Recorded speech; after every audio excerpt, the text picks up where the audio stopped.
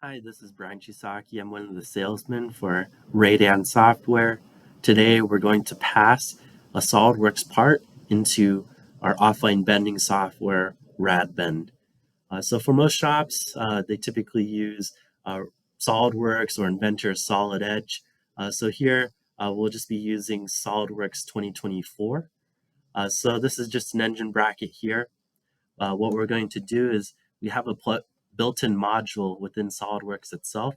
So in the upper left-hand corner, we're going to open up Radbend. So we're going to hit open in Radbend. What this is going to be doing for us is as it's opening up Radbend, it's unflattening the 3D part. It's identifying the up bends and the down bends. And we see a 2D thumbnail here of the different bends numbered from 1 to 7, as well as the critical X and Y dimensions. So here we didn't have a material selected. So we're going to first apply a material. So we're just going to do steel. So after I have my material selected, we're going to choose our press brake. So we have a list of different press brakes here. I'm just going to choose my generic hexagon press brake. Now, when we hit automatic, what this is going to do for us is it's going to choose from our preferred tools. It's going to apply tooling.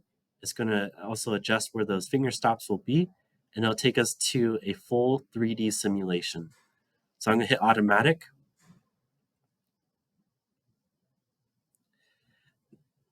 Now, as we're in this 3D simulation here, is checking for collisions. It's also giving the operator a visual of how the part's going to be bent and rotated.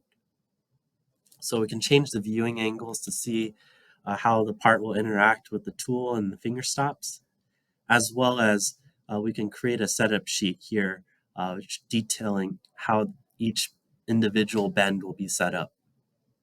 So after everything checks out, no collisions, this looks good, we'll compile a program for the brake. So let's say I want 100 of this engine bracket. We'll just save it into our directory. Now we're going to close Radbend. Back into SolidWorks here, we can adjust the 2D flat based upon the tools which we had selected. So again, in the upper left-hand corner, we're going to update the flat pattern.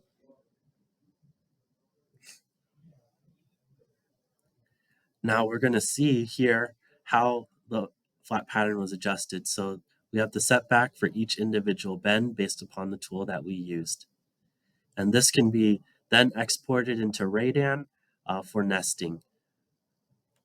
And that is how you pass a SolidWorks part into Radbend.